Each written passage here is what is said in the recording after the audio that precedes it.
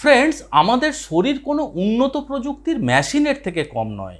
যেমন মনে করুন আপনার গাড়ির যখন তেল শেষ হয়ে যায় তখন লো ফিউল ওয়ার্নিং লাইট যেমন জ্বলে ওঠে, বা মোবাইলের চার্জ শেষ হয়ে গেলে লো ব্যাটারি সিগন্যাল দিতে থাকে, ঠিক একইভাবে আমাদের শরীরে যদি কোনো পুষ্টির ঘাটতি হয়ে যায়, অর্থাৎ আপনার শরীরে মনে করুন কোনো ভিটামিনের প্রয়োজন, কোনো মিনারেলের ঘাটতি আপনার শরীরে রয়েছে, সে মতো পরিস্থিতিতে আমাদের শরীর বিভিন্নভাবে আমাদের বুঝিয়ে দেওয়ার চেষ্টা করে যে আমাদের শরীরে কোন পুষ্টির ঘাটতি রয়েছে বা আমাদের শরীরে কোন পুষ্টির প্রয়োজন। গবেষণা বলছে যে হঠাৎ করে যদি কোনো মানুষের কোনো খাবার খাওয়ার উপর প্রবণতা বেড়ে যায়, বা মনে করুন কোনো খাবার দেখলে সে নিজেকে ধরে রাখতে পারে না, আটকে রাখতে পারে না, সেই রকম ধরনের খাবার সব সময় খেতে তার ইচ্ছে করে, হতে পারে তাহলে সেইটি তার শরীরে পুষ্টির ঘাটতির দিকে ইঙ্গিত করছে। নমস্কার, আমি কৃষ্ণার্জুন মুখার্জি, আর আপনারা দেখছেন আপনাদের ইউটিউব চ্যানেল হেলথক্রিপশন। আজকের ভিডিওতে আপনাদের সাথে এমনই 7 প্রকার ফুড ক্রেভিংস নিয়ে আলোচনা করব, অর্থাৎ বলা ভালো এমন 7 প্রকার খাবারের প্রবণতা বেড়ে যাওয়ার কথা আজকের ভিডিওতে আপনাদের সাথে আলোচনা করব, যেগুলি দেখলে আপনারা সন্দেহ করতে পারেন বা আপনারা বুঝতে পারবেন যে পার্টিকুলার কোন পুষ্টির ঘাটতির জন্য আপনার শরীরে সেই ফুডের ক্রেভিংস হচ্ছে। বিষয়টা শুনতে কিছুটা আশ্চর্যজনক মনে হলেও এটা 100% বিজ্ঞানসম্মত এবং এগুলি গবেষণালব্ধ তথ্য।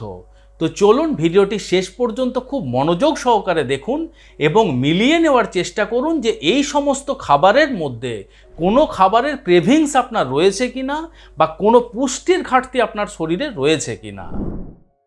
সর্বপ্রথম যে ক্রেভিংসটির কথা বলবো সেটি হলো চকলেট ক্রেভিংস।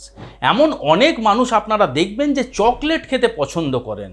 দেখুন, পছন্দ করা বিষয়টা আলাদা, কিন্তু এমন অনেক মানুষ রয়েছে যে তারা সব সময় ব্যাগের মধ্যে চকলেট ক্যারি করে। তারা সময় সুযোগ বুঝলেই মুখের মধ্যে চকলেট নিয়ে নেয়।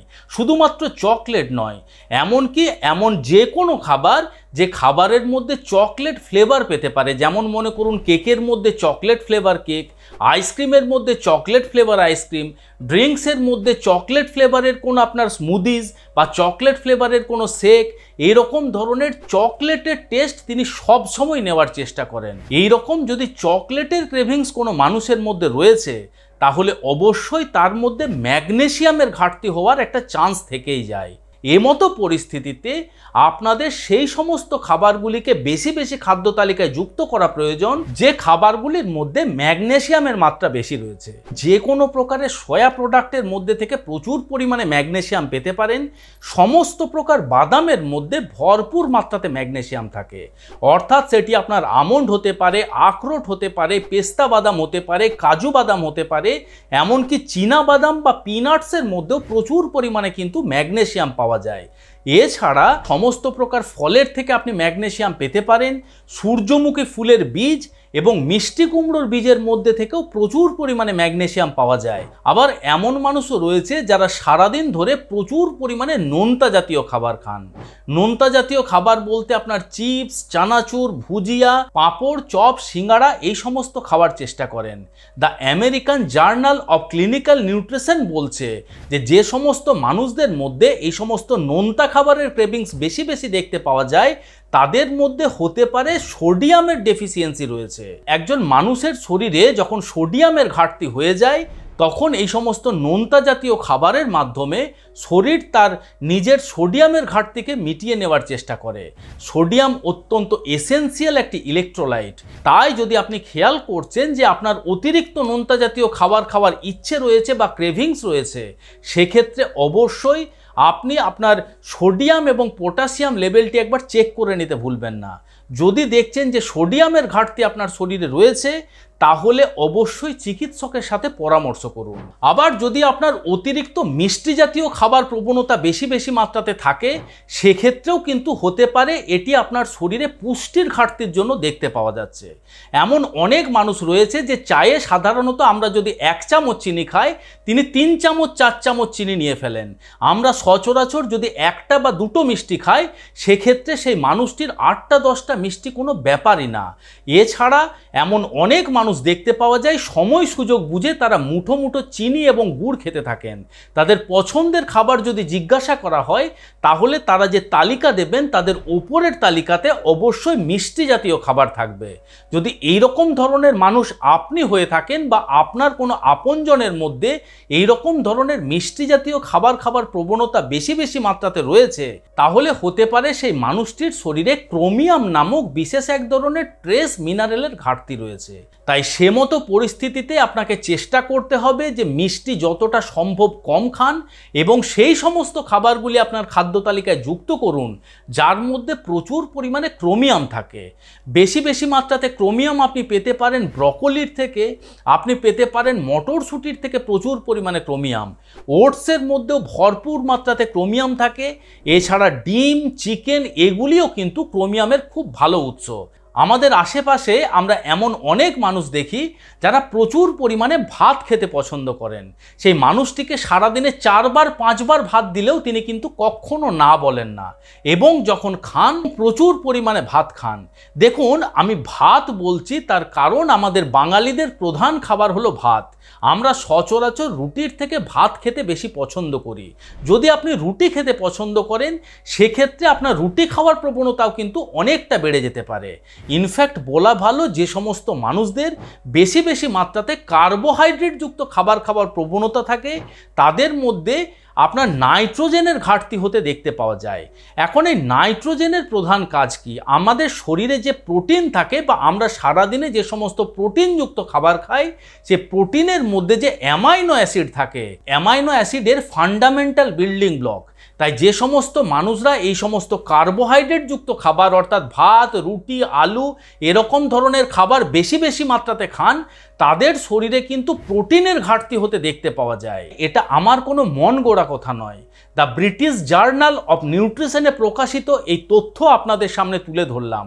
তাই এরকম পরিস্থিতিতে আপনাদের চেষ্টা করতে হবে কার্বোহাইড্রেট যুক্ত খাবার যতটা সম্ভব কম খেতে হবে এবং তার সাথে সাথে আপনাকে প্রোটিনযুক্ত খাবার যতটা সম্ভব বেশি খাওয়ার চেষ্টা করতে হবে।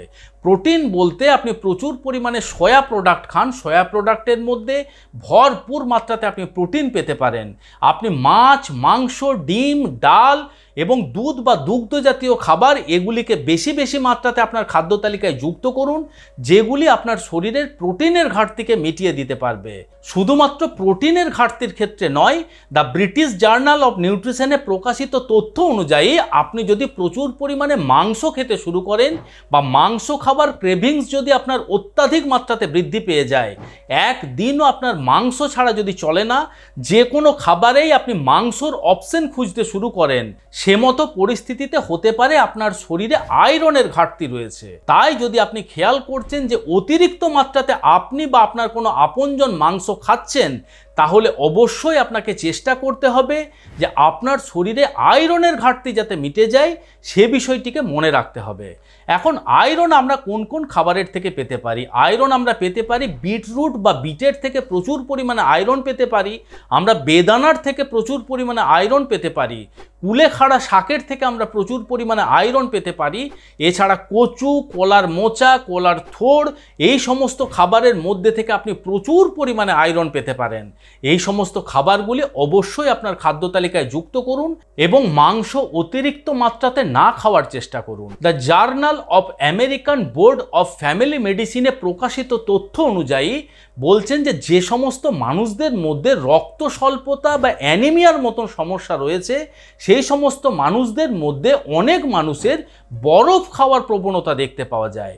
এই বরফ খাওয়ার প্রবণতাকে মেডিকেল সায়েন্সের ভাষাতে বলা হয় প্যাগোফেজিয়া। এই প্যাগোফেজিয়ার সিমটম যাদের মধ্যে আপনি দেখতে পারবেন তখন সিবিসি বা কমপ্লিট ব্লাড কাউন্ট টেস্ট করে দেখে নেবেন যে সেই মানুষটির শরীরে অ্যানিমিয়ার মতন সমস্যা রয়েছে কিনা। And last but not the least, calcium deficiency. The journal of bone and mineral রিসার্চে প্রকাশিত তথ্য অনুযায়ী যে সমস্ত মানুষদের বেশি বেশি মাত্রাতে সোডা ড্রিঙ্কস, কোলা ড্রিঙ্কস বা কার্বোনেটেড ড্রিঙ্কস খাওয়ার প্রবণতা বেশি হয় তাদের মধ্যে অনেকের ক্ষেত্রে কিন্তু ক্যালসিয়াম ডেফিসিয়েন্সি হতে দেখতে পাওয়া যায়। তাই যদি এই সমস্ত ড্রিঙ্কস আপনি বেশি বেশি মাত্রাতে খাচ্ছেন, একদিনও এই সমস্ত ড্রিঙ্কস ছাড়া আপনার চলে না, তাহলে অবশ্যই আপনাকে সেই সমস্ত ড্রিঙ্ক যতটা সম্ভব কম করে দেওয়ার চেষ্টা করতে হবে এবং সেই সমস্ত খাবারগুলি বেশি বেশি মাত্রাতে আপনার খাদ্য তালিকায় যুক্ত করতে হবে যার মধ্যে ক্যালসিয়ামের মাত্রা বেশি রয়েছে। ক্যালসিয়াম আপনি কোন কোন খাবারের মধ্যে থেকে পেতে পারেন? আপনি ক্যালসিয়াম পেতে পারেন সমস্ত প্রকারের সবুজ শাকসবজির মাধ্যমে, প্রচুর পরিমাণে ক্যালসিয়াম পেতে পারেন। আপনি ছোট মাছ খেতে পারেন, ছোট মাছের মাধ্যমে প্রচুর পরিমাণে ক্যালসিয়াম আপনার শরীরে প্রবেশ করতে পারে। আপনি যে কোনো প্রকারের সয়া প্রোডাক্ট খেতে পারেন, সয়া প্রোডাক্টের মধ্যেও প্রচুর পরিমাণে ক্যালসিয়াম থাকে। যে কোনো প্রকারের দুধ বা দুগ্ধ জাতীয় খাবারের মধ্যে প্রচুর পরিমাণে ক্যালসিয়াম থাকে এবং সজনে শাক, সজনে ডাঁটা এগুলিও কিন্তু ক্যালসিয়ামের খুব ভালো উৎস। তাই এই সমস্ত খাবারগুলিকে বেশি বেশি খাদ্য তালিকায় যুক্ত করুন এবং ওই সমস্ত সোডা ড্রিঙ্কস, কার্বোনেটেড ড্রিঙ্কস বা কোলা ড্রিঙ্কসের থেকে যতটা সম্ভব দূরে থাকুন। আশা করি আজকের এই ভিডিওটি আপনাদের ভালো লেগেছে, ইনফরমেটিভ লেগেছে। যদি ভালো লেগে থাকে বন্ধুরা, তাহলে অবশ্যই ভিডিওটিকে লাইক করবেন। এখনও পর্যন্ত যদি আমাদের হেলথ ক্রিপশন ইউটিউব চ্যানেল আপনারা সাবস্ক্রাইব না করে থাকেন, তাহলে অবশ্যই চ্যানেলটিকে সাবস্ক্রাইব করে পাশে থাকার অনুরোধ রইল। খুব শীঘ্রই দেখা হচ্ছে এরকম ধরনেরই আরও একটি ইনফরমেটিভ এবং ইন্টারেস্টিং ভিডিওর সাথে। ততক্ষণ নিজেদের খেয়াল রাখবেন। আপনাদের সুস্থতা এবং দীর্ঘায়ু কামনা করছি। ধন্যবাদ।